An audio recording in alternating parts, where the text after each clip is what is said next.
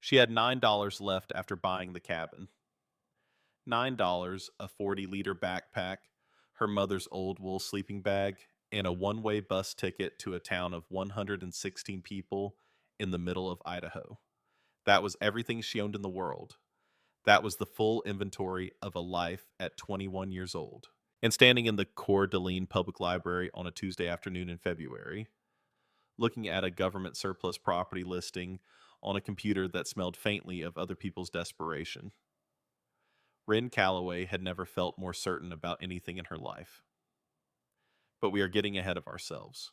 To understand why a 21-year-old woman with $9 and no address would spend her last 10 on a condemned building, 14 miles from the nearest paved road, you have to understand what kind of person she was. And to understand what kind of person she was, you have to go back to a kitchen floor in Spokane, Washington, in the early spring of a year when Wren was 8 years old, sitting cross legged on the linoleum with a road atlas open in her lap. The atlas belonged to her mother. It was one of those thick Rand McNally editions from the late 90s, the kind with the laminated cover and the pull out state maps tucked into a sleeve in the back. Her mother, Nora Calloway, kept it in the junk drawer under the telephone, because that was where maps lived in houses that didn't have computers yet, and she used it maybe 3 times a year when she had to drive somewhere unfamiliar. Wren used it every day. Not for the roads, not for the blue lines that meant highways, or the red lines that meant state routes, or the dotted lines that meant something in between. She used it for the green. The wide, irregular patches of green that spread across the interior. Pages like something breathing. National forests, wilderness areas, roadless zones, places where the cartographers had simply run out of things to label because there was nothing there but land. Nora would come into the kitchen to start dinner and find her daughter sitting on the floor, tracing the edges of those green spaces with one finger slowly the way you trace the outline of something you are trying to memorize. What are you doing, baby? Looking at where I'm going to live someday. Nora would smile and shake her head and turn on the stove. She thought it was a phase. She had no reason to think otherwise. Children moved through phases, the way rivers moved through seasons, and this one would pass like all the others. And eventually, Wren would want something reasonable, something that could be planned for and saved toward and pointed at on a different kind of map. It did not pass. It did. Wren Calloway grew up in a suburb east of Spokane where the streets were quiet and the lawns were kept, and nothing of consequence had ever happened within a 2-mile radius. It was the kind of place that Nora Calloway preferred, having spent her own childhood in a series of chaotic rental houses that moved around too much and settled too little. Nora was a woman who valued stillness. She kept a clean house and a regular schedule and worked as a bookkeeper at a feed store 30 minutes from home. And she was good at her job, and she was proud of her daughter, and she tried not to think too hard about the fact that the daughter she was raising seemed to experience the quiet suburb the way a fish might experience a bucket. Technically sufficient. Fundamentally wrong. Wren's father had left when she was 4. She didn't remember him. She had no image of his face, no memory of his voice. Just an absence, like a room she had never been inside of, but somehow always knew was there. Nora didn't talk about him. Wren stopped asking. It was one of those understandings between a mother and a daughter that never needed to be spoken aloud, that lived instead in the pause after certain questions, in the way Nora's face went carefully neutral whenever the subject edged too close. Wren read everything she could find about people who went into the wilderness and didn't come back out. She read Jack London. She read about Lewis and Clark. She read Aldo Leopold's essays about the land and what it cost us to lose it. She read about the mountain men who trapped beaver in these same Idaho ranges 200 years before she was born. By the time she was 12, she had read every Jack London story the Spokane library system owned And she had moved on to the writings of people who built things in the backcountry, lived in them, and stayed. She carried a copy of Walden in her backpack all through high school. She never quite finished it because she found Thoreau a little too satisfied with himself. But she read enough to understand what he was reaching for, and she respected the reaching even if the voice annoyed her. At 14, she started going alone. She would take the city bus to the eastern edge of Spokane, then a transfer to a rural route that ran twice a day out toward the foothills, and from there she would walk to the trailhead with a borrowed pack and 3 days of food and a topographic map she had printed at the library. She would call Nora from the trailhead payphone when there was one, leave a note on the kitchen table when there wasn't, and walk into the mountains by herself for 72 hours at a time. Nora didn't approve. Nora also didn't know how to stop her. Wren was the kind of person who decided things and then did them, and arguing with her was like arguing with weather. You could state your position clearly and with great feeling, and the weather would simply continue being what it was. The first few solo trips, Nora didn't sleep. She sat up in the living room watching the clock and waiting for a phone call from a ranger station or a hospital or some kind patient sheriff's deputy in a county 2 hours away. The call never came. Wren came home instead, sunburned and smelling of smoke and creek water, and she would sit at the kitchen table and tell Nora about everything she had seen in a calm, detailed voice, and Nora would listen and feel something complicated move through her chest. Something that was partly relief and partly pride and partly a grief she couldn't quite name for the daughter who had clearly already chosen a life that Nora could not follow her into. By 17, Wren had hiked more than 800 miles of trail in Washington and Idaho, most of it alone, a significant portion off trail entirely in the untracked spaces between marked routes where the topographic lines bunched close together and the terrain required constant attention, and the rewards were views that no maintained path would ever reach. She knew how to read a topo map and translate its abstract language of contour lines into three-dimensional terrain before she set foot on it. She knew how to find water in country where the creeks ran underground or hid behind willow thickets.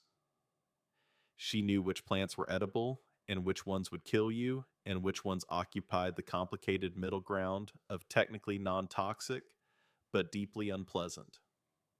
She knew how to build a fire in rain, how to navigate by stars when clouds covered the moon, how to treat a blister before it became an infection, how to judge whether a river crossing was safe based on the color and sound of the water 20 feet upstream. She had learned all of this by doing it, by making mistakes in conditions where the mistakes were survivable, and then not making those mistakes again. The mountains were a patient teacher that way. They didn't grade you on a curve, but they gave you as many attempts as you were willing to show up for. She was not exceptional in school. She was not unexceptional either. She sat in classrooms and did the work and got the grades and felt the entire time like she was waiting for something to be over. Not impatiently, not angrily, just with the quiet, settled endurance of someone serving a sentence they know is finite. She had friends, but not many. The ones she kept were the ones who didn't ask too many questions about where she went on weekends or why she always smelled faintly of DEET. She wasn't antisocial. She just didn't have much use for conversations that didn't go anywhere, and most of the conversations available to her at 17 went somewhere she'd already been. Nora got sick in the spring of the year Wren turned 19. Pancreatic cancer. The doctor used the word aggressive, which was a clinical word for a brutal fact, which was that they had caught it late, and catching it late with pancreatic cancer was a different thing than catching other cancers late. There was no slow decline to prepare for.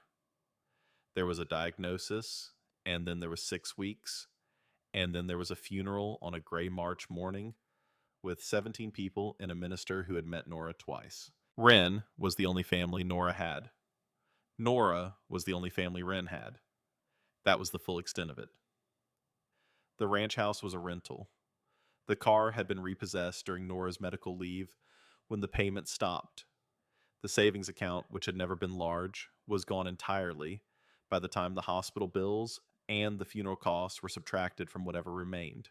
On the morning after the funeral, Wren stood in the kitchen of the house for a long time. She didn't cry.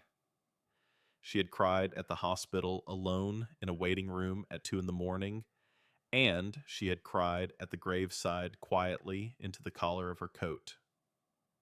She was done crying for now. She stood in the kitchen and looked at the road, Atlas still sitting on the counter where Nora had left it because Nora had never moved it from the counter in 20 years, and she picked it up and put it in her backpack. Then she packed everything else she owned, which fit without difficulty, into the 40-liter pack and a single paper grocery bag, and she walked out of the house for the last time and did not look back. She had $400. She did not know what she was going to do. She knew it would involve mountains because it always did, because she was 21 years old, and she had known since she was 8 that the mountains were where she belonged, and everything else in her life had been a long parenthetical statement around that central fact. For almost 2 years, she moved. She picked apples in Wenatchee in the fall, living in a bunkhouse with 12 other seasonal workers and saving everything she didn't spend on food. She worked at a backpacker hostel in Seattle through the winter, washing dishes and cleaning bathrooms and making beds in exchange for a bunk and a meal, plus $11 an hour cash that she accumulated in a sealed envelope tucked into the bottom of her pack. In the summer of her 20th year, she got the trail crew job. Forest Service, the Cascades, 12 weeks of trail maintenance at elevation, living in a base camp, 3 miles from the nearest road, 6 people to a crew, long days swinging a Pulaski axe and building water bars on muddy switchbacks and clearing blowdown from routes that hadn't been touched in 2 seasons. The pay was $11 an hour. She would have done it for free. She would have paid them if she'd had anything to pay. She lay in her tent at night with every muscle in her body exhausted in the precise way that only physical work at elevation can exhaust you. And she looked up at the nylon ceiling of the tent and listened to the wind move through the old growth fur above her and thought this. This is the thing. This is what a day is supposed to feel like at the end of it. But the seasons changed. The crew disbanded. The base camp was packed out and the tools went back to the district office, and Wren went back to being in transit, which was the word she used for it because it was more accurate than homeless, and because it implied a destination even when she didn't have one. By the time she was 21, she had been in transit for nearly 2 years. She was tired in a way that sleep didn't fix. Not physically tired. Tired of not having anywhere to put her pack down for more than 2 weeks at a time. Tired of calculating how much was in the envelope at the bottom of the pack and whether it would last through the next month. Tired of the particular loneliness of always being the new person in a place that everyone else had already settled into. She wanted somewhere remote, somewhere difficult, somewhere that other people had looked at and turned away from, because the things that other people turned away from were, in Wren's experience, the only things she could afford. She found the listing on a Tuesday in February. The Coeur d'Alene Public Library was warm and smelled of old carpet and the particular staleness of a building that housed people who needed a warm place to sit. Wren had been in Coeur d'Alene for 3 weeks, working a temporary data entry job at an insurance office that was due to end on Friday. She came to the library in the evenings to use the computer. She had been working her way through the Forest Service surplus property pages for 2 months by then. It was a long shot. She knew it was a long shot. The agency occasionally sold off old administrative buildings. It no longer needed fire lookouts and ranger stations and work camps that had been superseded by consolidation and aerial technology and the general modern preference for doing things remotely. Most of the interesting properties had been auctioned off years ago. What remained in the listings tended to be parcels with serious problems attached. Problems were what she was looking for. The listing was at the bottom of the Idaho page, below several properties that had already sold and one that was pending. It was brief. It said District Ranger Station, Salmon Chalice, National Forest, Custer County. In holding parcel 2.3 acres. Structure condemned. No utilities. No road access. Asking price $10. Wren read it 3 times. Then she opened a new tab and pulled up the USGS topographic viewer and entered the parcel coordinates from the listing. The map loaded slowly on the library's connection. She watched the terrain resolve itself into contour lines, the way the landscape always made more sense to her in that abstract topographic language than in photographs or words. She found the parcel. A small annotated square sitting on a flat shelf of land in a valley tucked between 2 ridge systems at roughly 6,100 feet elevation. She traced the approach routes. A Forest Service road ran to within 8 miles, then ended at a locked gate. From there, a trail climbed 6 miles over a pass at 7,200 feet and descended into the valley where the cabin sat. 14 miles from the nearest paved road, she measured the distances with the map tool. She looked at where the creeks ran and estimated where the springs might be. She identified the south-facing slope above the parcel that would catch winter sun. She looked at the ridgeline to the northwest that would block the worst of the prevailing weather. She calculated the elevation gain on the trail approach. Then she sat back in the library chair and looked at the ceiling for a moment. Then she looked at the listing again. $10. She opened another tab and looked up the bus schedule from Coeur d'Alene to Stanley, Idaho. Stanley was the nearest town to the listing population, 116, approximately an hour's drive from the trailhead. There was a bus that went as far as Salmon on Tuesdays and Thursdays. From Salmon, she could get a regional shuttle to Stanley if she timed it right. The round trip would cost $11. She had enough. She returned to the surplus property page and read the listing one more time. Condemned. No utilities. No road access. No bids received since the county had put it up for tax auction in 2008. 15 years without a single offer, not even at $10. Wren thought about why that was. She understood why that was. The access alone eliminated 99% of potential buyers. The lack of utilities eliminated most of the remaining 1%. The condemned status added a legal complication that would deter anyone who wasn't willing to take a building at face value and make their own assessment. The remoteness meant that any improvements, any materials, any supplies of any kind would have to be carried in on someone's back over 14 miles of mountain terrain. In other words, the property had every characteristic that made it worthless to everyone except someone who specifically wanted to live 14 miles from the nearest paved road with no utilities and didn't mind carrying everything in on their back. She printed the listing on the library printer for 15 cents. The next morning, she went to the county offices and paid $10 for a condemned building she had never seen and could not drive to, and she had $9 left to her name, and she had never been more certain of anything. She spent the next week preparing.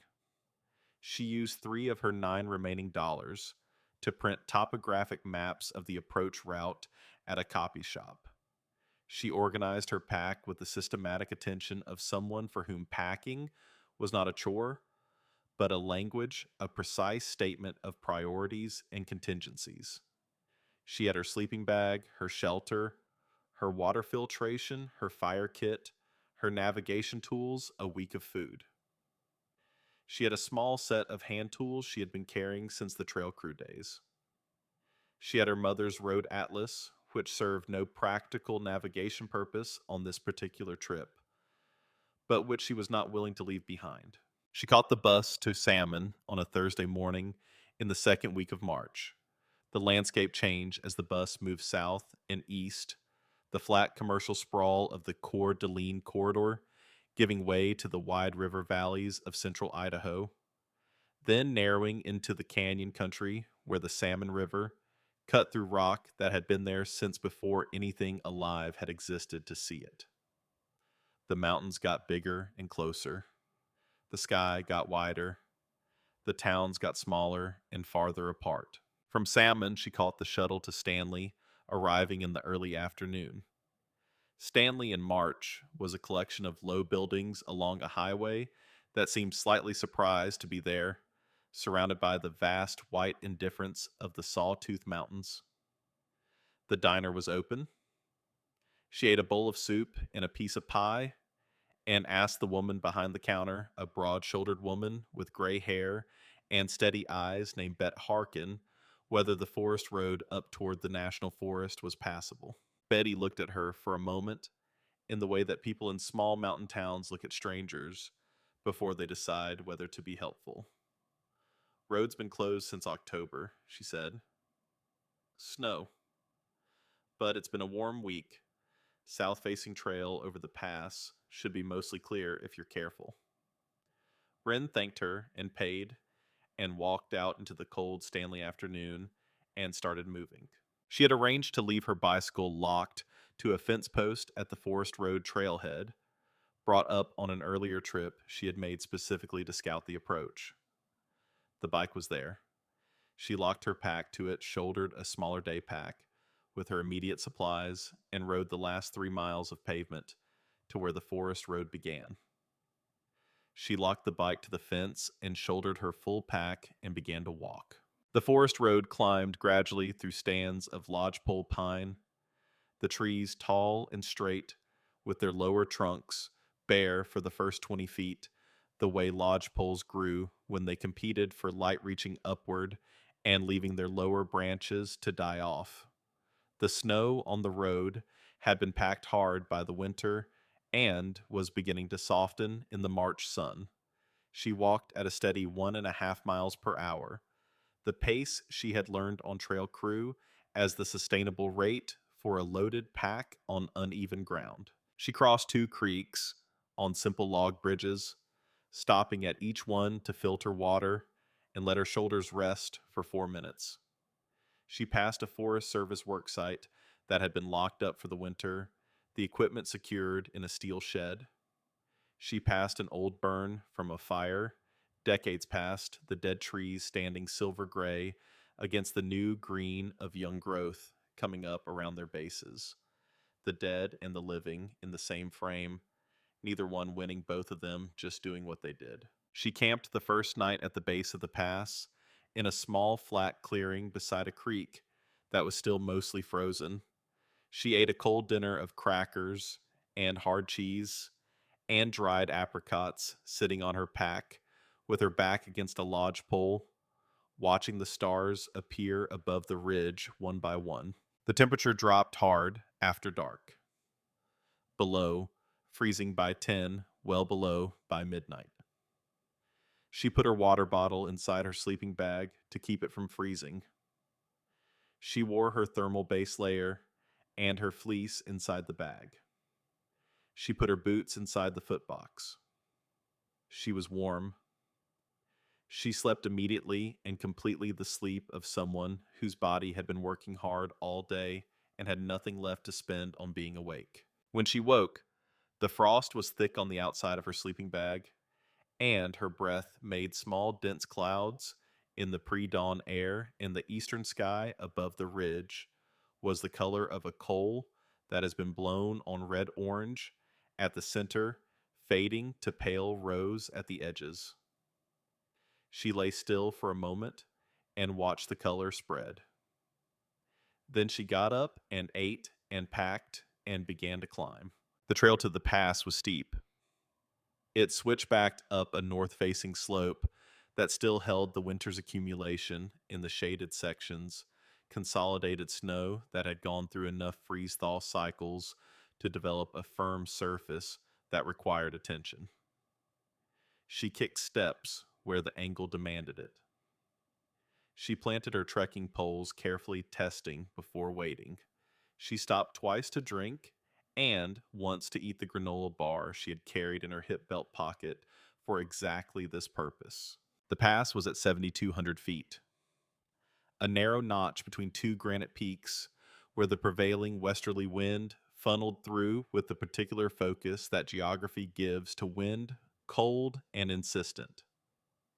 She reached it just before noon.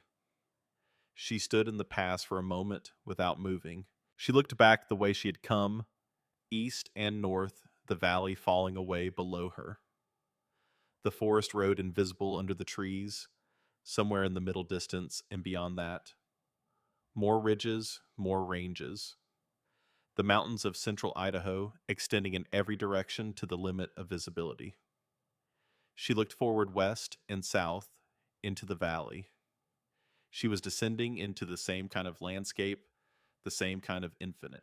No roads, no buildings, no power lines, no evidence anywhere in the visible world that humans had built anything or claimed anything or changed anything. Just rock and snow and the pale winter sky and the wind. She had been waiting to stand in this exact place, looking at this exact view for 13 years. She descended. The trail on the western side was gentler, the slope longer, and more gradual. The aspect south-facing, so that the snow had retreated earlier, and the ground was mostly bare. She made good time through the upper valley, through the transition from subalpine fir and white bark pine into the lodgepole and aspen of the lower elevation. The aspens were just beginning to leaf out the new leaves at the precise stage of development where they were still almost translucent. Catching the afternoon light and holding it briefly before releasing it so that the whole grove seemed to be lit from within. Glacier lilies pushed up through the last of the snow along the creek margins. Pasky flowers, their fuzzy purple-gray heads still half closed against the cold, appeared in clusters on the south-facing banks.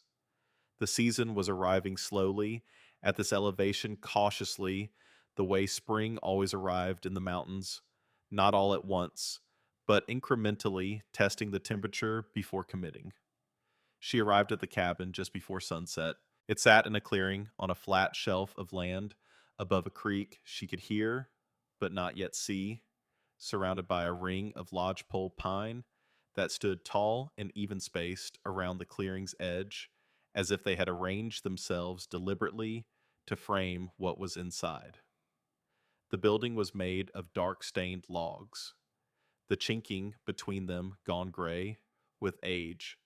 The whole structure settled into the earth with the look of something that had been there so long it had become part of the geology. A single-story, steep green metal roof designed to shed the mountain snowpack, a covered porch running the length of the south wall, a stone chimney rising from the western end. 3 windows faced south, 2 on each side. A wooden door, the brown paint weathered to the color of old bark, with a small carved wooden sign mounted above the frame. The letters on the sign were too worn to read. Behind the cabin, partially visible through the pine trunks at the clearing's northern edge, was the lookout tower. It was 60 feet tall, built of heavy timber that had gone the same gray as the cabin logs. A switchback staircase running up the outside to a small enclosed cab at the top, with windows on all 4 sides. The tower leaned slightly to the northwest, the way old wooden structures lean when the ground settles unevenly over decades. But it was standing, and the lean was not alarming, and the timber looked sound from here.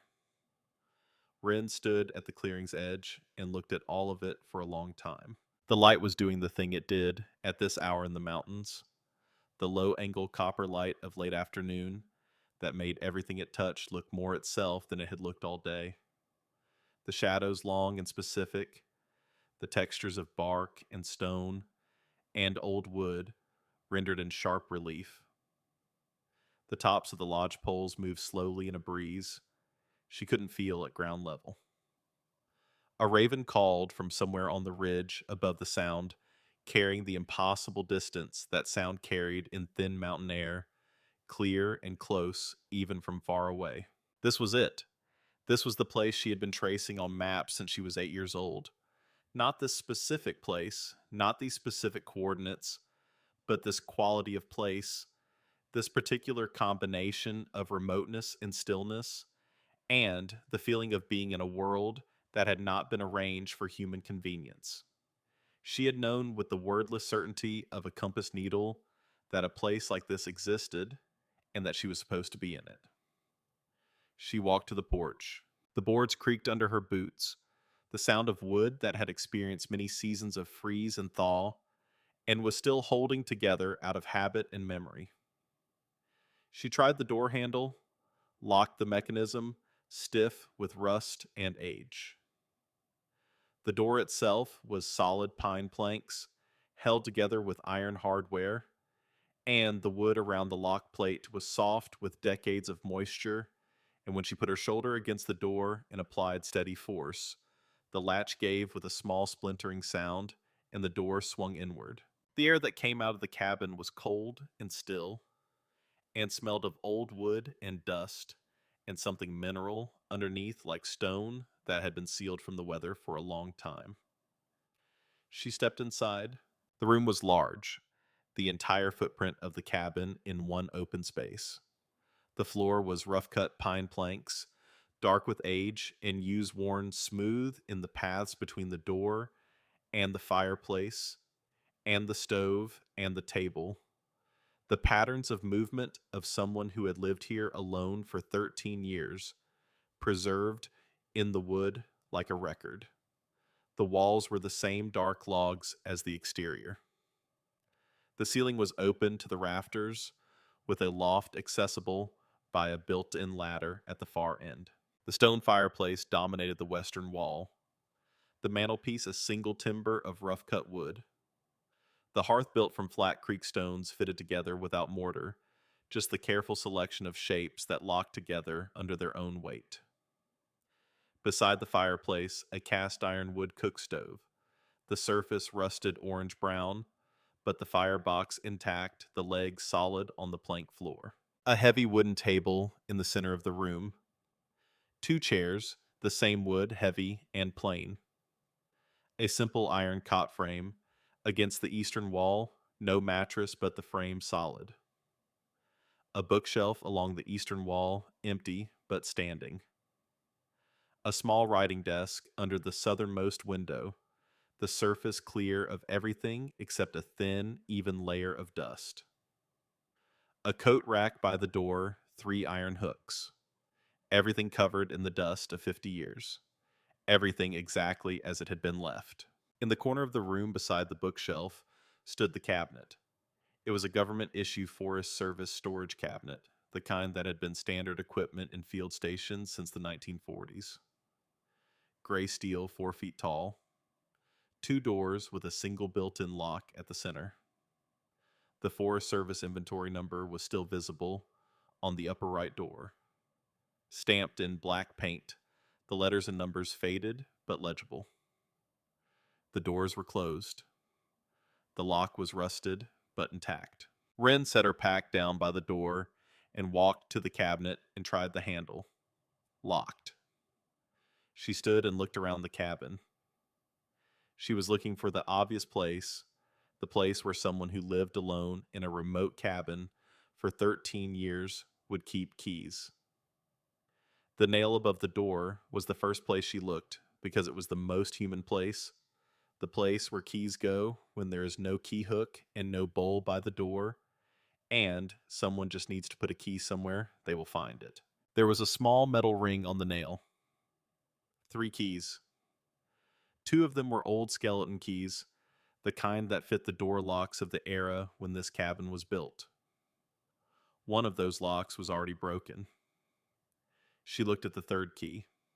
Small, flat steel, the kind of profile that fit a filing cabinet or a storage locker. She walked back to the cabinet and put the small key in the lock. It turned. She opened the door slowly. Inside, maps, hundreds of them. Topographic maps, folded to field size.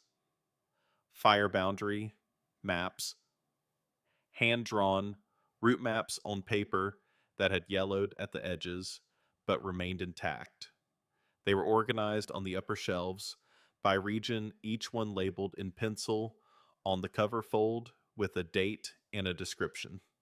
She could see immediately that some of them were old. Not old interesting, but old significant. Original USGS surveys from the 1930s and 40s. Hand-corrected fire response maps with annotations in multiple ink colors. Route maps that predated the modern trail system, showing paths that no longer appeared on any current chart. But it was not the maps that stopped her breathing.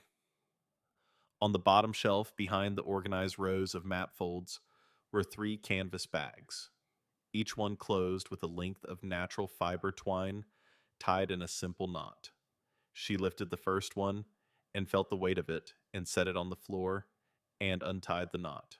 Inside, money, paper money, old bills, 20s and 50s bound in stacks with the paper currency bands that banks used before everything moved to rubber. Each stack was labeled with a year in the same penciled handwriting as the map covers. 1959, 1960, 1961. She opened the second bag. More stacks. More years. 1962, 1963, 1964, 1965. The third bag. 1966 through 1972. She counted everything sitting on the pine floor with the last of the day's light coming through the western windows. The fire still unlit, the cabin cold around her. $41,200. Every dollar organized by year, saved from a Forest Service ranger's paycheck over 13 consecutive years, in a cabin 14 miles from the nearest paved road. At the back of the cabinet behind the third bag was a leather portfolio. Brown, simple, the leather dry, and stiff with age, but the stitching intact. She opened it. Inside was a single typed letter on Forest Service letterhead, dated June 30th, 1972. To whoever finds this cabin. My name is Elias Voss. I have been the district ranger of this station since 1959, when I was 27 years old. For 13 years, this cabin has been my home, and these mountains have been my responsibility. I have maintained the trails, cleared the fire roads, kept the lookout tower in working order. I have helped 3 search and rescue operations and buried 1 man who did not make it down. I have assisted in the birth of 1 child whose mother miscalculated her due date and the distance to the nearest hospital. I have loved this country with the kind of love that does not require explanation, because it does not require an audience. The Forest Service is closing this station. They have offered me a desk position in Salmon. I have declined. I am going to Alaska to the Tongass, where I have been offered a field position. I will not be coming back to these mountains. I have saved a portion of my pay in cash every month since 1959 and stored it here. I did not spend much. The cabin was provided. The food was mostly what I caught or grew. The only thing I bought regularly was coffee. The money has accumulated over 13 years, and I am leaving it here. I am not leaving it for the government. The Forest Service has decided this place is no longer worth maintaining, and I disagree with that decision, and I will not reward their indifference with my savings. I am leaving it for whoever comes next. If the county sells the land, it belongs to whoever buys it. If a hiker comes through and breaks in and finds this cabinet, it belongs to that hiker. If the cabin sits empty for 100 years and a wildfire takes it down, the money burns with the building. All of those outcomes are acceptable to me. What I want is for this to belong to someone who values this place. Anyone who walks 14 miles to get here and finds this cabinet and opens it with the key I left above the door has earned the right to what I have left behind. I will not decide who that person is. I trust the mountains to decide. I have trusted them for 13 years, and they have not been wrong yet. Take care of the cabin if you can. The roof has another 20 good years if you keep the snow off it. The chimney needs repointing. The lookout tower is sound, but the cab needs new windows. Do not climb the tower in high wind. The west window sticks in wet weather. The spring is 200 feet north behind a large boulder that looks like a turtle if you look at it from the south. This land taught me everything I know about being alive. I hope it does the same for you. Elias Voss. June 30th, 1972. Wren sat on the floor of the cabin and read the letter twice. Then she folded it carefully along its original creases and placed it back in the leather portfolio and set the portfolio on the table. She sat for a moment longer in the cold and the quiet. Then she got up and walked outside and stood on the porch and looked at the mountains in the last of the day's light, the peaks to the west catching the final minutes of sun, while the valley below them had already gone to shadow. The ridgeline sharp and black against a sky that was going from deep blue to purple at the upper edge. She stood there for a long time. She thought about a woman named Nora Calloway who had watched her 8-year-old daughter trace the green spaces on a road atlas and shaken her head and turned back to the stove, who had thought it was a phase, who had spent the next 13 years watching her daughter become something she recognized but could not follow, who had died in a hospital bed in March with her daughter's hand in hers and had not been wrong about a single important thing when it came to who her daughter was. She thought about Elias Voss, who had sat in the same cabin on the evening of June 30th, 1972, and typed a letter to a person he had no way of knowing in a time he would not live to see, and had trusted the mountains to carry it to the right hands. She said out loud to no one, and to everyone, I'm going to take care of it. The raven called again from the ridge above, and the sound carried far in the thin mountain air, and the last of the light left the highest peaks, and the stars began to appear above the valley. One by one, the same stars that had appeared above the same clearing for 10,000 years, before anyone built anything in it, and they would appear above it for 10,000 more. Wren Calloway was 21 years old. She had spent her last $10 on a condemned building 14 miles from the nearest road. She had $9 left to her name. It was the best investment she had ever made. She did not light a fire that first night. She had the wood for it, the matches, the knowledge of exactly how to lay a fire in a stone fireplace that had not been used in 50 years, how to check the flue first, how to build the initial draw with crumpled paper and fine kindling before adding the heavier fuel, how to coax warmth out of a cold hearth without filling the room with smoke. She knew all of that. She had known it since she was 15. But she didn't light the fire. She unrolled her sleeping bag on the iron cot frame and climbed inside fully clothed and lay in the dark of the cabin and listened. The wind in the lodge pole pines outside made a sound like distant water, a low, continuous rush that rose and fell, with the gusts coming down off the ridge. Somewhere in the trees, something moved through the dry needles on the ground, small and unhurried. The cabin itself made sounds, the particular settling sounds of old wood, responding to the temperature drop after dark. Small cracks and pops, and the occasional low groan from somewhere in the roof structure. The sounds of a building that had been breathing with the mountain seasons for nearly a century. and had learned the rhythms by now. She wanted to hear it.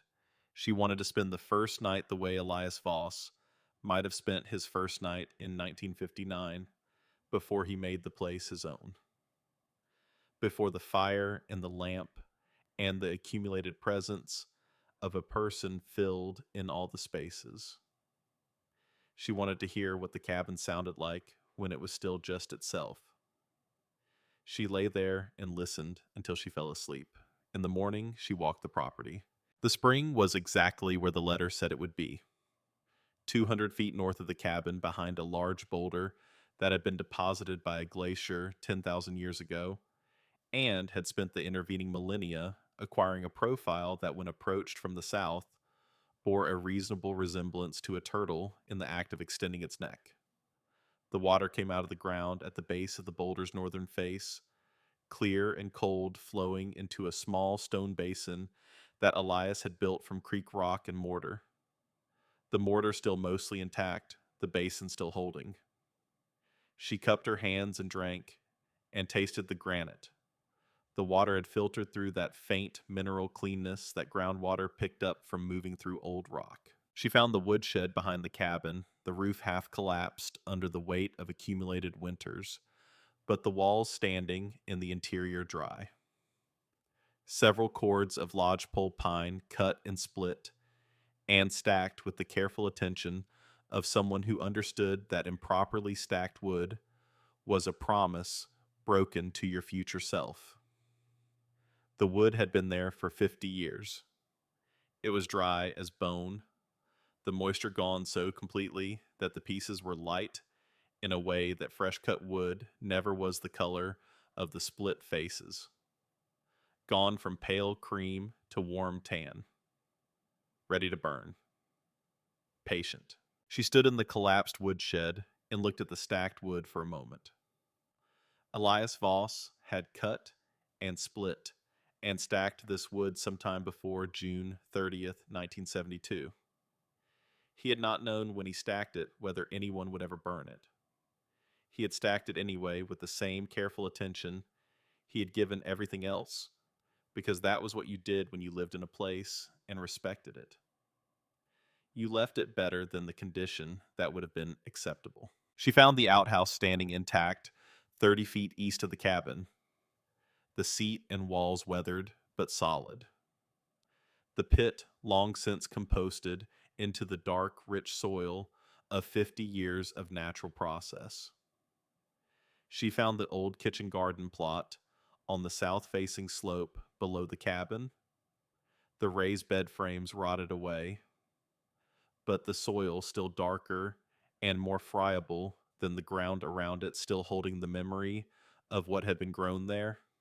She found an old tool cache behind the woodshed, a rusted adze, a wedge, and a maul for splitting a set of draw knives and chisels in a canvas roll that had stiffened with age, but still protected the blades, which were surface rusted, but not pitted, still usable with attention. And then she found the lookout tower. She had seen it from the clearing the night before, but in the morning light she walked to it and stood at its base and looked up at it properly. 60 feet of heavy timber construction. The main posts, 4 by 12 Douglas fir that had weathered to silver gray. The bracing and cross member solid, the whole structure, exhibiting the slight northwestern lean she had noticed from the clearing, the lean of a tower that had been pushing against the prevailing wind for decades and had found its equilibrium somewhere slightly off vertical. The switchback staircase that ran up the outside was intact, the treads worn smooth in the center by the boots of the man who had climbed it every clear morning for 13 years to look at the horizon for smoke. She stood at the base and gripped the first railing and looked up the full height of it, and then she climbed. She climbed slowly, testing each tread before weighting it one hand on the railing at all times. The structure moved slightly under her, a faint sway that was not alarming, but was present, the tower breathing the same way. Old buildings breathed, responding to her weight, with a small, frank acknowledgement of its own flexibility. The wind increased with every 10 feet of elevation, the air colder and more direct, the sound of it changing from the low ground level murmur to something cleaner and more insistent. She reached the cab at the top. The enclosed space was small, perhaps 8 feet square, windows on all four sides, the glass dirty but intact, the wooden frame of the structure tight against the weathering. Inside, a small shelf, a chair bolted to the floor, a cast iron stove no larger than a milk crate, a logbook holder on the wall that still contained a metal clipboard. She did not look at the logbook yet. She looked out the windows. 80 miles. In every direction, 80 miles of mountains and forests, and valleys and rivers and meadows. The full panorama of the central Idaho backcountry spread out in every direction from this 60-foot vantage point, with nothing in any of it to indicate that the 20th century had happened.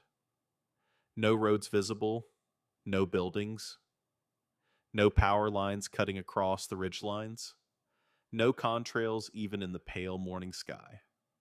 Just the land in its original arrangement, the way it had been arranged before anyone decided it needed to be otherwise. Wren stood in the small cab at the top of the tower and looked at 80 miles of wilderness, and she began to cry. Not loudly, not with any drama, just the steady, quiet tears of someone who has been holding something for a very long time and has finally found the right place to set it down. She cried for her mother. She cried for the 8-year-old girl on the kitchen floor with the atlas. She cried for the 2 years of transit and the $11 an hour trail crew job that had been the closest thing to right she had found before this. She cried because she had not entirely believed, somewhere in a part of herself, she had not examined too closely that a place like this was real, that the green spaces on the atlas were actually places you could go and be in and stay. She stood there until she was done. Then she wiped her face with the back of her hand and looked out the windows again. The mountains had not changed while she was crying. They were not interested in her feelings either way. They were simply there as they had been for 200 million years, and would be for 200 million more, and she was simply here as she would be for as long as she could make it work, and neither of those facts required any particular ceremony. She climbed back down.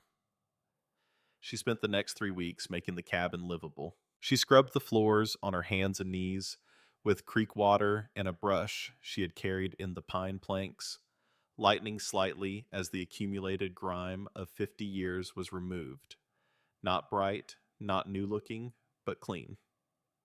She replaced the chinking in the worst gaps in the log walls with a cement mixture she made from a small bag of dry mix she had packed in, mixed in a coffee can with water from the spring.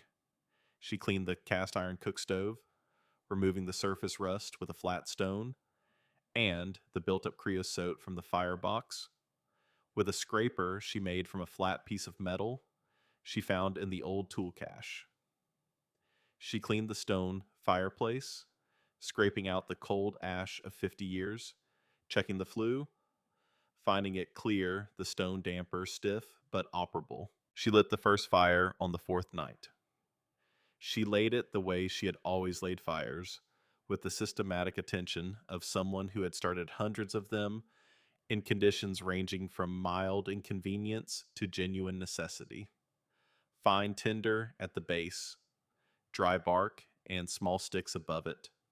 A careful architecture of larger pieces that would catch from the initial heat and maintain themselves without constant attention.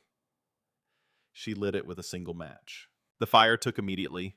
The draw was good, the 50-year-old chimney doing exactly what it had been built to do, pulling the combustion gases up and out and filling the room instead with the smell of burning lodgepole pine, clean and sharp and warm, and the light from the fire moving on the log walls and the heat beginning to spread outward from the hearth in a slow, steady radiation. Wren sat in one of the heavy chairs and watched the fire and drank water from her metal cup and felt the cabin become, in some basic and irreversible way, inhabited again. On the fifth day, she found the journals. She had been cleaning the writing desk, removing the accumulated dust from the surface and the interior of the drawers with a damp cloth, and in the bottom drawer, under a folded piece of oilcloth that had been used to protect something. At some point were the notebooks. 6 of them. The same size, the same dark green cover, the kind of composition notebook that had been standard institutional issue in schools and government offices for decades. Each one labeled on the cover in the same penciled handwriting she recognized from the map labels and the money bands. A year range: 1959 to 1960, 1961 to 1962, 1963 to 1964, 1965 to 1966, 1967 to 1969, 1970 to 1972. She picked up the first one and opened it to the first page. March 14th, 1959. Arrived at the station after 3 days' travel from the regional office in Missoula. The road was worse than the briefing suggested. Left the truck at the locked gate and walked in with 2 weeks of supplies. The cabin is in reasonable condition, given that it has been unoccupied for 3 years. The roof is sound. The fireplace draws well. The spring is running clear. I found a family of pine martens living in the woodshed and evicted them with more difficulty than I expected. Tomorrow, I will begin the trail assessment. She read the rest of that entry, and the next, and the next, and then she put the notebook down and sat with her hands flat on the table and looked out the window at the clearing in the tree line beyond it. Elias Voss, 1959, 27 years old, alone, 3 days' travel from the nearest colleague, a cabin he had never seen before, and a district he was responsible for that covered hundreds of square miles of roadless wilderness. And the first thing he wrote about was the martens in the woodshed. She made herself wait. She made herself eat dinner first, made herself do the evening chores, water from the spring, a check of the woodpile, a look at the sky for tomorrow's weather. Then she sat by the fire with the first notebook and read. She read all 6 of them over the following 2 weeks, rationing herself to an hour each evening, a discipline she imposed because she recognized the pull of the journals and knew that if she didn't moderate it, she would read through them all in 3 days and then not have them anymore, the way you had something you were still inside of. What she found in them was a man. Not a myth, not a legend, not the kind of solitary woodsman figure that accumulated around stories like his. Over time, the noble hermit living in pure communion with nature, the rugged individualist who needed nothing and no one. A man. Specific, complicated, sometimes frustrated, sometimes lonely, occasionally petty in the small ways that people were petty when they had been alone for too long and had only themselves to be petty with. Elias Voss had grown up in rural Montana, the second of 3 sons, his father a rancher, who had also fought in the Second World War and come home quieter than he had left. He had studied forestry at Montana State on the GI Bill, not his own GI Bill, but his father's, and had graduated in 1957 and spent 2 years in the regional office in Missoula, learning how the bureaucracy worked before requesting a field assignment. He had specifically requested something remote. He had been specific enough about this that his supervisor had noted it in the assignment paperwork, which Elias had seen a copy of, and recorded in his journal with a brief observation he wrote remote and apparently meant it. He was not antisocial. He was careful to note this himself with the slightly defensive awareness of someone who had been accused of antisociality enough times to want to preempt the charge. He liked people. He was simply better at liking them from a certain distance and in the back country of central Idaho. In 1959, the distances were sufficient. He was funny in the dry, understated way of someone who had grown up in a landscape that did not encourage exaggeration. He wrote about the pine martens in the woodshed across three separate entries, updating the situation with the deadpan patience of a man filing an ongoing report. First contact, attempted negotiation, negotiation unsuccessful. Second attempt, partial success, full evacuation, achieved terms undisclosed. He wrote about a snowstorm in his first winter that trapped him in the cabin for 11 days, during which he read everything he had brought, reorganized the cabinet 3 times, taught himself to make cheese from canned condensed milk. As an experiment, he described as partially successful and fully educational, and came to the conclusion that the minimum number of books required for extended solitary habitation was significantly higher than he had budgeted for. He wrote about the search and rescue operations with a careful restraint of someone who had witnessed things he was still processing. The first one was in the summer of his second year.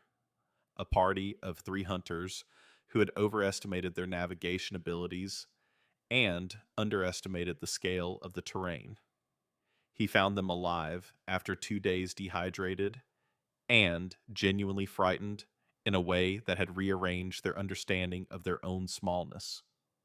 He wrote about the experience of finding them the moment of contact, the specific quality of relief on their faces, with a precision that made it clear he had thought about it long after the event was over.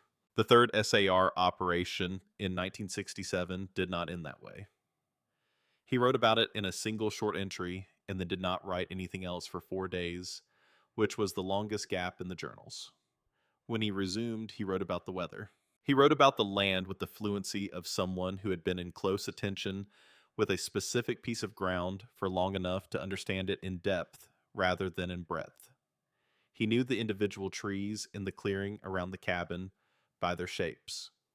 He tracked the movements of specific animals across seasons and years, noting the return of a great gray owl to the same hunting perch near the cabin meadow for 8 consecutive autumns, noting its absence in the ninth, and recording the absence with the same matter-of-fact care as the presences. He wrote about coffee with a seriousness that Wren found deeply familiar. The exact grind, the exact temperature.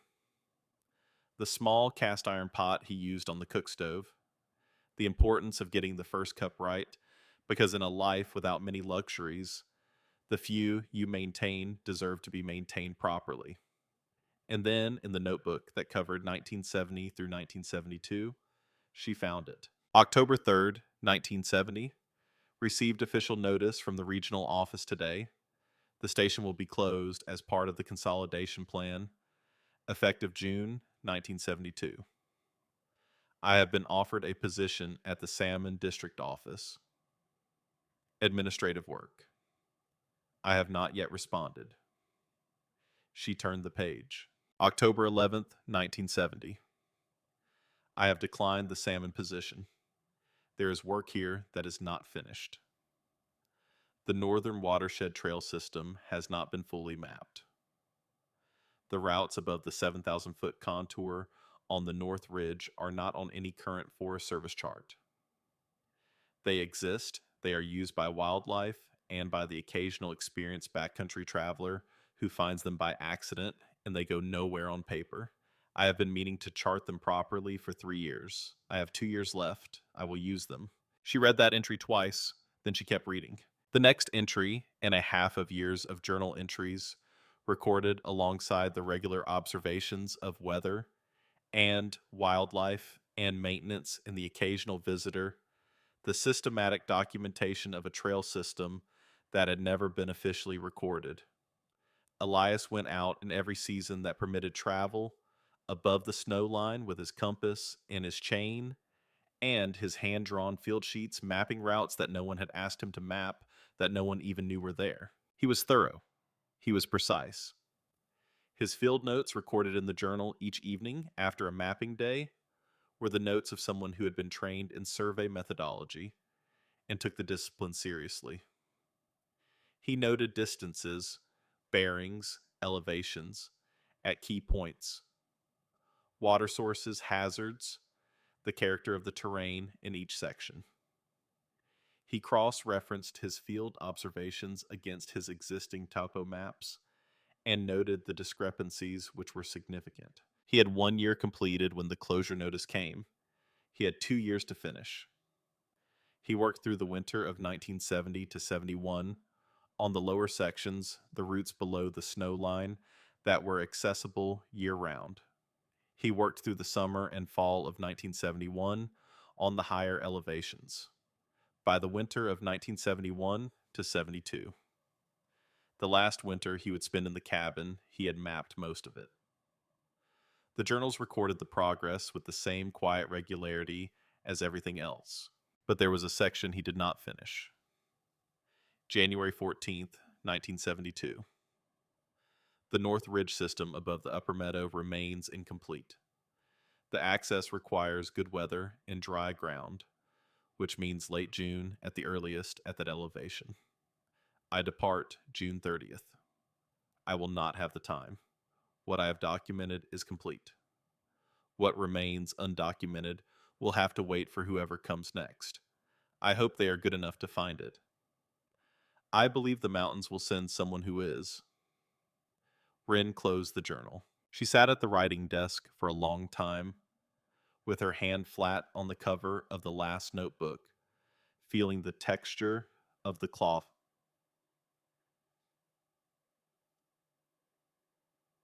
under her palm. He had known. He had known he wouldn't finish, and he had documented everything he could, and left clear notes about what remained, and he had trusted that whoever the mountains sent next would be capable of completing what he had started. He had not said capable of finding it.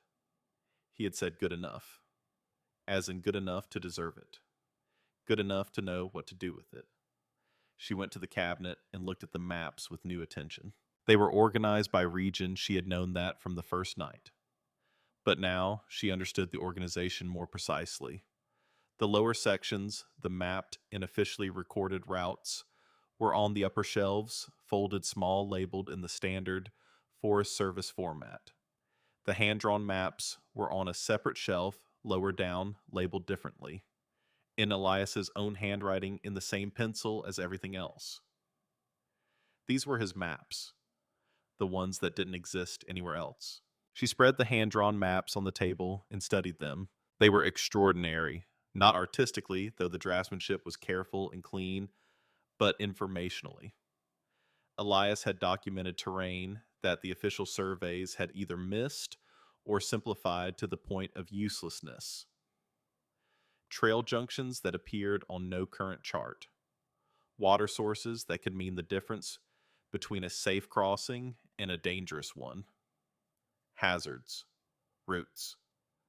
The specific topographic knowledge of a man who had walked every inch of this landscape for 13 years with his eyes open. She looked at the gap, the north ridge above the upper meadow. On the hand-drawn maps, the documented area ended at a contour line she identified as roughly 7,000 feet. Above that, on the northern watershed, the paper was blank. She knew what she was looking at. She had never been the kind of person who needed to be asked. The supply runs began. Every 2 weeks, she walked the 14 miles out, rode the bicycle to Stanley, restocked at the small grocery that served the area's 116 permanent residents, and the seasonal visitors who came through in summer, ate at Betty Harkin's diner, and walked 14 miles back in carrying everything she had bought. The first time she came into the diner, Bet looked at her for the standard small-town moment of assessment and then asked what she'd have. The second time, Bet remembered her order. The third time, the cheeseburger and chocolate milkshake appeared without discussion. On the fourth visit, Wren brought 2 of the hand-drawn maps and separately 3 of the older printed topographic surveys she had identified as potentially significant, rolled in a cardboard tube she had carried in from the cabin.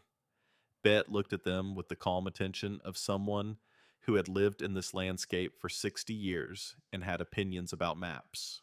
"I know a man in Boise," Bet said. "Deals in old paper, Maps, survey documents, historical records. He'd know what these are worth, if they're worth anything.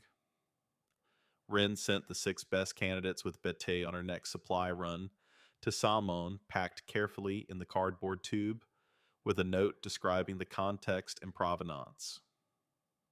2 weeks later, Bet had an answer. She set a folded piece of paper on the table next to the milkshake without comment. Wren unfolded it. The paper was a brief typed assessment from the map dealer, a man named Aldrich, who operated out of a shop on a side street in Boise. He had assessed 6 maps: 2 original USGS surveys from 1934 and 1938, 1 fire response map from 1943 with extensive hand annotation, 1 route map predating the modern trail system, undated, but likely 1920s based on the paper and the cartographic conventions, 2 of Elias's hand-drawn surveys from the 1960s. Combined estimated value, $47,000. Wren read the number. She read it again. She looked up at Bet, who was pouring coffee at the counter with her back turned, in the specific body language of someone who has delivered a piece of news and is giving the recipient time to process it. From a $10 investment in the estate of a man who saved his salary for 13 years because a cabin and coffee and mountains were enough for him, Wren Calloway had found herself in possession of just over $88,000 in value. The money in the canvas bags, the maps. She did not sell everything. She sold 3 of the 6 maps Aldrich had assessed, the 2 USGS originals and the fire response map. That was enough for the winter she was planning for. Enough for materials to repair the roof sections that needed attention before the snow came. Enough for the solar panel and battery system she had been pricing out on the library computer. Enough for a margin that would let her stop calculating the envelope at the bottom of the pack. The rest she kept. The hand-drawn maps she would not sell at any price. They were Elias's maps. They belonged to the cabin. By midsummer, the cabin had become a home in every sense that mattered. She had repointed the chimney with a proper mortar mix, working from the top down. 1 course at a time, the same approach she had learned watching the stonemasons who worked the historic structures on the Cascades Trail crew. She had replaced the worst of the porch boards with lumber she had split from a fallen lodge pole, using the wedge and maul she had found in the tool cache, the split planks, rougher than milled lumber, but matching the age and character of the rest of the structure in a way that milled lumber would not have. She had repaired the woodshed roof with cedar shakes she split by hand from a blowdown. She found half a mile down the trail. The work taking 3 days and leaving her hands blistered and her shoulders spent in a way that felt like accomplishment rather than injury. She had cleaned the lookout tower windows. She climbed it regularly now, usually in the early morning, when the light was best and the visibility extended farthest, and she understood precisely why Elias had climbed it every clear day for 13 years. It was not surveillance, not really. It was orientation. Standing at that height, looking at that distance, you understood where you were in the world in a way that was not available from the ground. She filled the bookshelf. She carried books in on every supply run selections, from the small bookstore in Stanley that ran a free exchange box on the front porch, trading 1 paperback for another. Field guides, ecology, history, wilderness writing.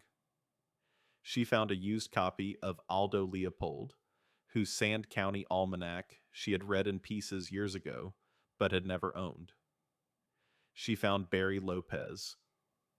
She found a collection of essays by a woman named Mary Austin about the desert Southwest that had nothing to do with Idaho, but understood landscape the same way, understood what it meant to pay close attention to a specific piece of ground for long enough that it began to speak a language you could follow. She started keeping her own journal. She had not intended to. She was not a writer. She had no particular facility with language and no ambition in that direction. But the cabin seemed to want one the way some places wanted certain things from the people who lived in them, and she found a blank composition notebook in the store in Stanley and began. She wrote about the weather and the wildlife and the specific quality of the light at different hours and seasons. She wrote about the work she was doing on the cabin. She wrote about what she found in Elias's journals and what it meant to her. She wrote about the gap on the map. She wrote about it several times in several different ways, approaching it and retreating from it, writing around it the way you wrote around something you were still deciding about. The north ridge above the upper meadow, the blank space on Elias's hand-drawn surveys, the section he had run out of time to complete, the note in his last journal entry, "I believe the mountains will send someone who is good enough to find it." She had been in the cabin for 4 months. The summer was at its height, the wildflowers in the meadow below the cabin. At their peak, abundance, the days long and warm, and the night still cold. The sky at this elevation, a shade of blue that seemed more saturated than the sky at lower elevations, as though the atmosphere was thinner and there was less between you and the actual color of space. She had the maps, she had the journals, she had the compass and the chain, and the field notebooks she had ordered through the store in Stanley and carried in on her last supply run. She knew the lower trail system well, by now had walked most of it in her daily and weekly movements through the landscape, had begun to develop the close topographic familiarity with this specific piece of ground that came only from sustained presence, from seeing the same terrain in different weather and different light and different seasons, until you knew it the way you knew a room you had lived in for years. She read Elias's last journal entry one more time. The North Ridge system above the upper meadow remains incomplete. What remains undocumented will have to wait for whoever comes next. I believe the mountains will send someone who is good enough to find it. She closed the journal and placed it back in the drawer. She looked out the window at the late afternoon light on the meadow, the way it came in at a low angle from the west and turned the grass to gold, the lodge poles at the clearing's edge standing in their own shadows, the lookout tower rising above them into the still bright air above the mountains beyond the tower, going from green to gray-green to blue-gray as the distance increased. She thought about a 27-year-old man arriving at this same clearing in March of 1959 with 2 weeks of supplies in a district he had never walked, and 13 years ahead of him that he did not know were 13 years. She thought about what it meant to stay somewhere long enough to understand it.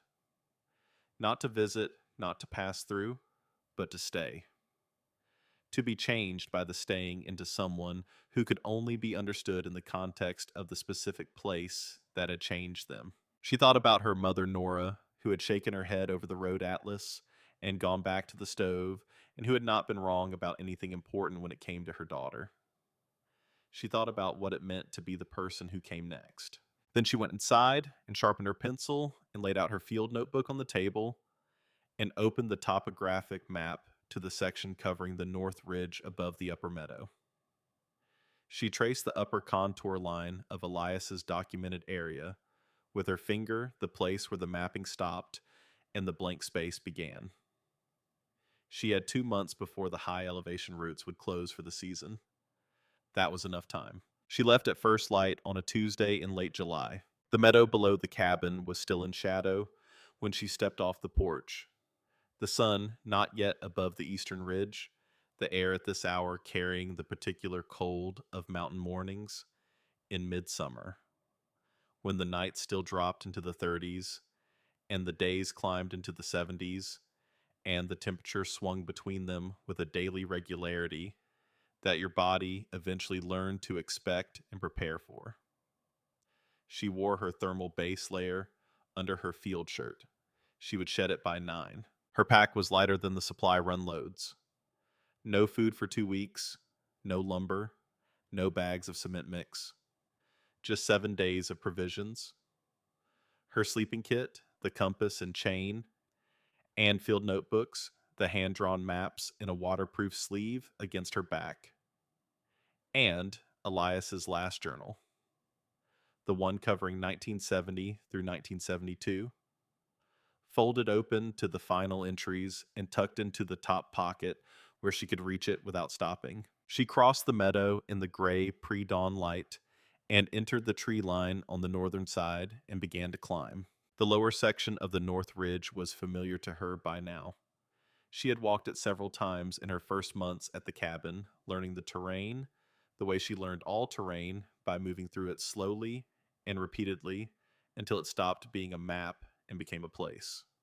The trail climbed through lodgepole pine for the first mile, then transitioned into subalpine fir.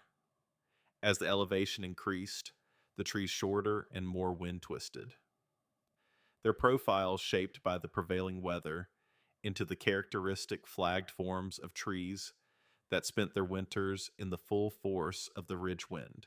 At 6,800 feet, she reached the upper meadow. It was a wide, shallow bowl of land tucked below the main ridge, protected on the north and west by granite outcrops that had kept the worst of the weather off it for long enough to allow a thick growth of alpine grasses and wildflowers, paintbrush, and penstemon in red and purple, the late season glacier lilies still hanging on in the shadowed corners where the snowmelt ran longest.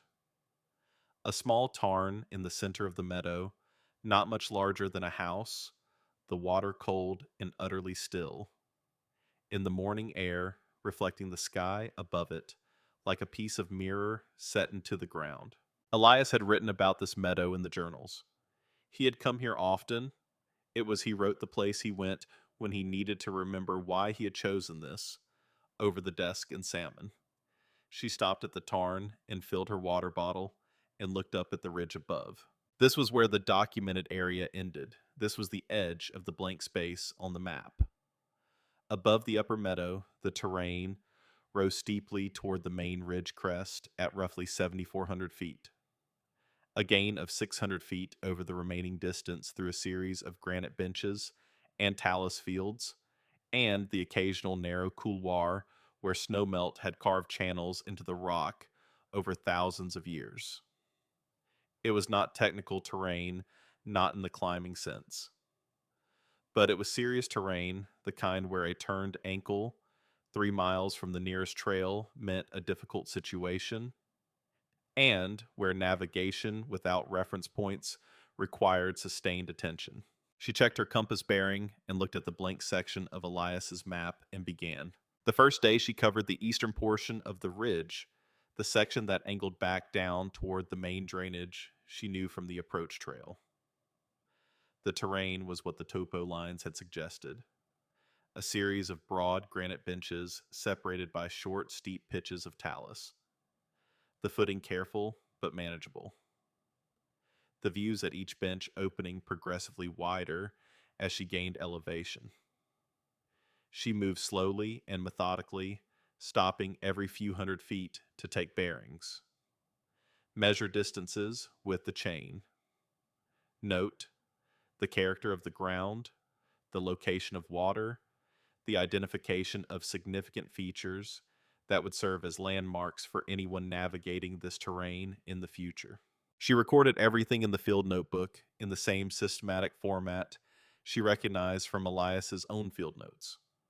Not because she had been trained to, but because she had read his notes closely enough to understand the logic of the format, and because the logic was correct. Distance, bearing, elevation at key points, water sources, hazards.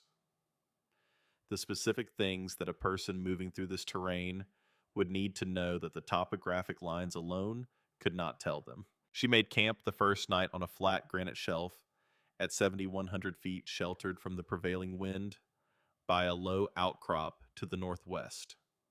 She cooked on the small backpacking stove a simple meal of rice and dried vegetables that she ate watching the alpenglow come onto the peaks to the east, the high granite faces going from gray to pink to deep rose as the sun dropped below the western horizon, the colors moving upward as the shadow line climbed until only the very highest points were still lit.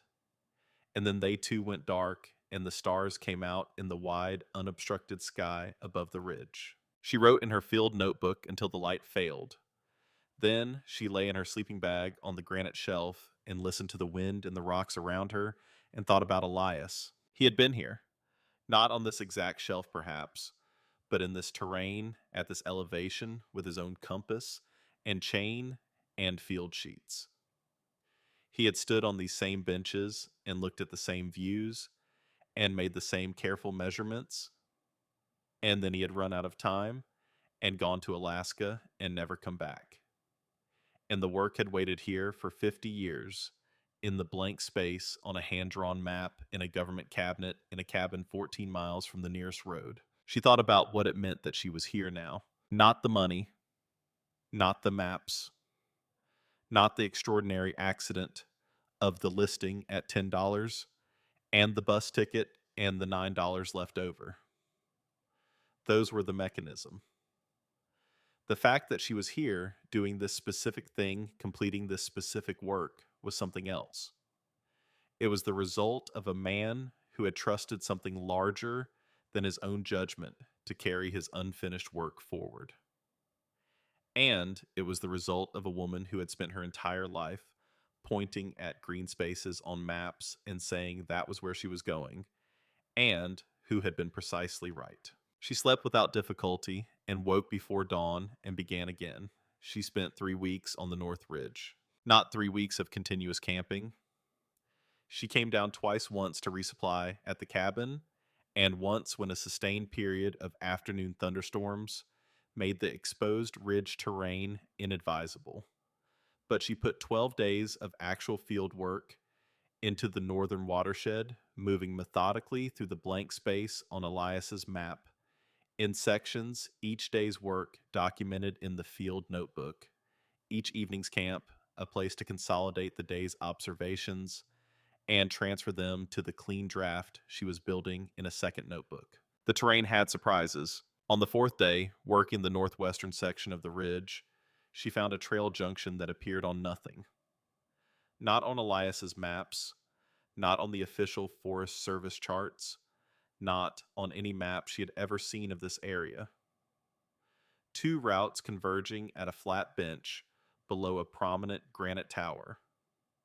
Both routes showing the worn, distinct character of paths that had been used regularly for a very long time. The soil compacted the vegetation on either side, showing the slight disturbance that sustained foot traffic left in alpine terrain. She sat on a rock at the junction and ate a handful of dried apricots and looked at the 2 routes and thought about who had made them. Not recent hikers. The character of the paths was old, the kind of old that came from a century or more of use. Hunting routes perhaps used by the tribes who had moved through these mountains long before the Forest Service existed or the ranger station was built. Game trails that humans had adopted and widened over generations.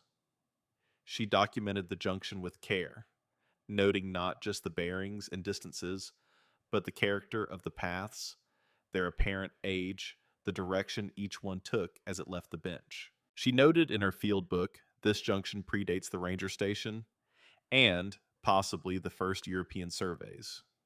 Document for historical review. On the 7th day, she found the spring. High on the northern face of the ridge, tucked into a narrow cleft in the granite, where 2 rock faces came together and funneled the snow melt from the upper slopes into a single concentrated seep. A spring emerged from the base of the rock at a point she estimated was above 7,000 feet. The water was cold in the way that high elevation springs were cold, not just cool, but genuinely cold. The temperature of deep rock, the kind of cold that made your teeth ache and tasted completely clean. She knew what this meant for anyone navigating this terrain. A water source at 7,100 feet on the north face changed the calculus of a traverse of this ridge entirely.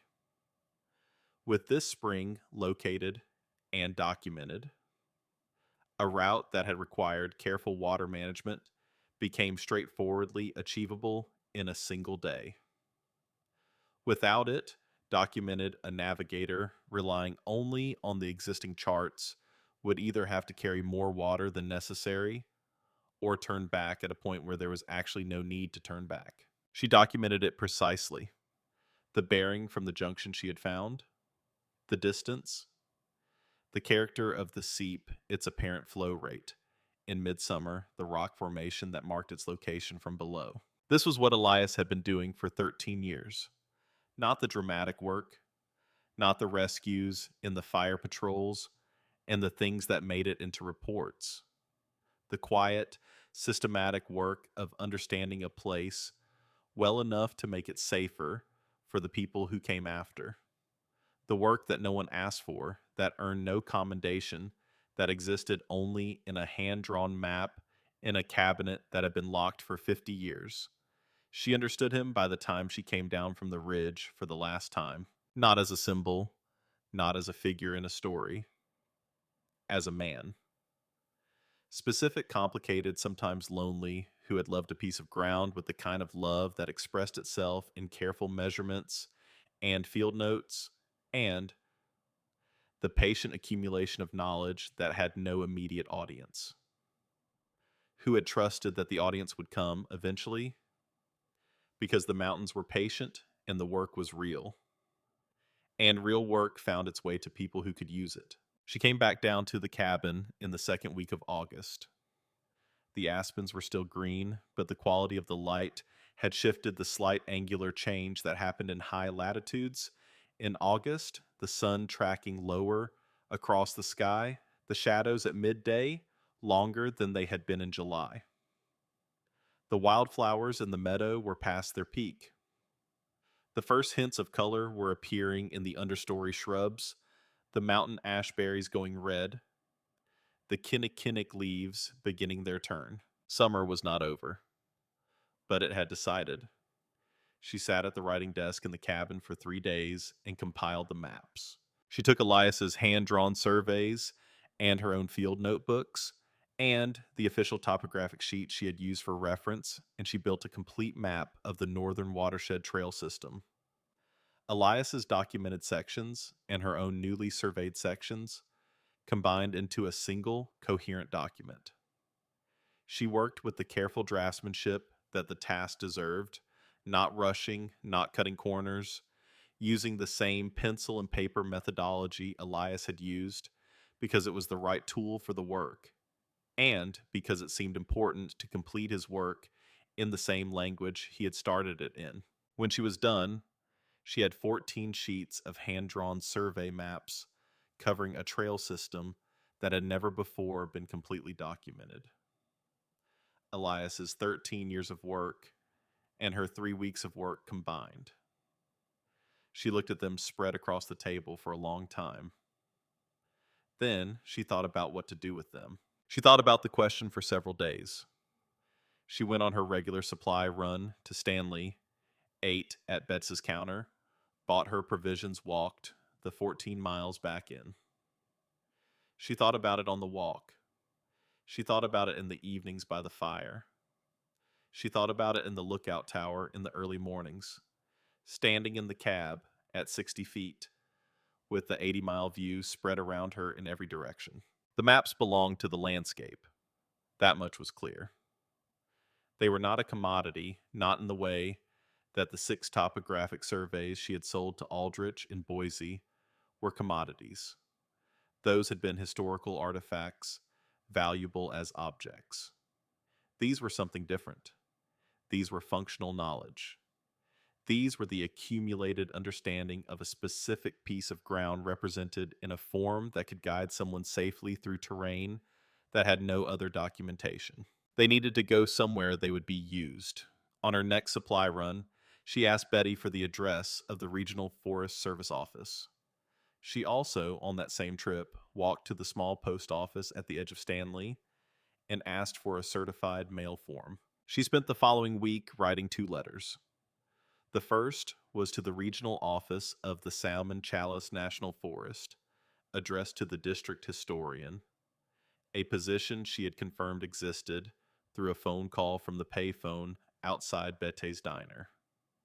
The letter described the maps, their provenance, the identity of the man who had made them, the circumstances under which they had been found, and her intention to donate the complete survey documentation to the Forest Service historical record. She enclosed with this letter a carefully made copy of the maps reproduced by hand over 4 days at the writing desk, each sheet duplicated with the same care as the originals. The second letter to you is to a land conservation organization she had read about in one of the old newspapers, Bet Save For Her, a nonprofit based in Boise that worked on wilderness preservation and historical documentation in central Idaho.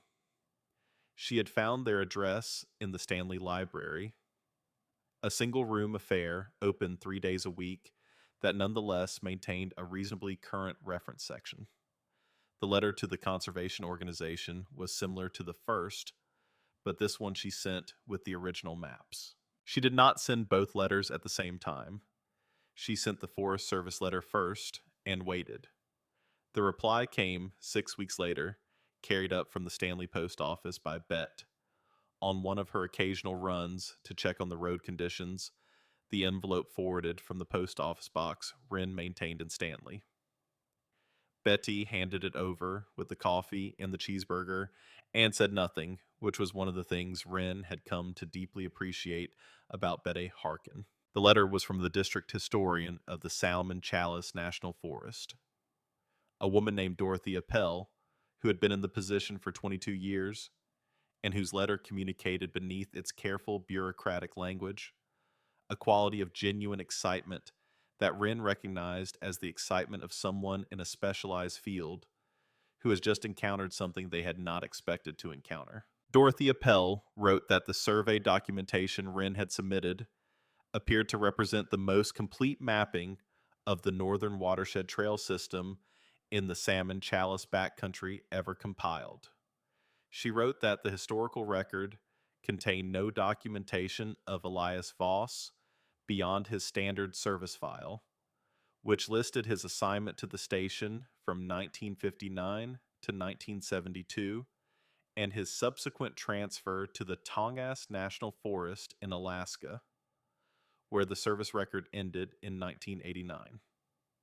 She wrote that the maps Wren had submitted, combined with the field notes and journal excerpts Wren had included with her letter, constituted a significant contribution to the historical record of Forest Service Servitude Dispute operation in central Idaho. She wrote that the regional office would like to formally incorporate the survey documentation into the Forest Service Historical Archive. And she wrote one more thing. She wrote that the regional office, in consultation with the district ranger and the Historical Preservation Committee, intended to formally recognize Elias Voss's contribution to the documentation of the Salmon Chalice backcountry trail system, a recognition that had been, she wrote, in the careful language of someone who understood the weight of institutional oversight long overdue. Wren read the letter at Bette's counter. She read it twice. Then she folded it and put it in her shirt pocket and finished her cheeseburger. Bet refilled her coffee without being asked and leaned against the counter and looked out the window at the main street of Stanley, which on this October afternoon held a pickup truck, a dog, and the beginning of the first light snow of the season settling on the pavement. 50 years, Betty said. Wren looked at her. Betty shrugged, not asking, just saying. Wren looked back out the window at the snow. 50 years, she said. She sent the second letter to the conservation organization the following week with the original maps. Their reply came faster 2 weeks later, and was less formal and more direct. The organization's executive director, a man named Fletcher Gould, who had been working in Idaho wilderness preservation for 30 years, wrote that the maps were extraordinary, that they documented trail corridors of significant conservation value that were not currently protected under any formal designation, and that the organization intended to use the documentation in their ongoing efforts to expand the wilderness boundary in the northern watershed. He also wrote that he had done some research on Elias Voss out of curiosity, following up on what Wren had written in her letter. He had found the service record. He had found the Alaska transfer. He had found in the Tongass National Forest historical files a record of a ranger named Elias Voss, who had served in the field in southeastern Alaska from 1972 until his retirement in 1987. He had been 62 years old when he retired. The file contained a commendation for his trail documentation work in the Tongass, which was Fletcher Gould noted apparently a pattern. He had found a death record. Elias Voss had died in 1994 in a small town outside Juneau, Alaska. He had been 69 years old. The death record listed no next of kin. Wren sat with this information for a long time. He had lived to see the year she was born, almost. He had been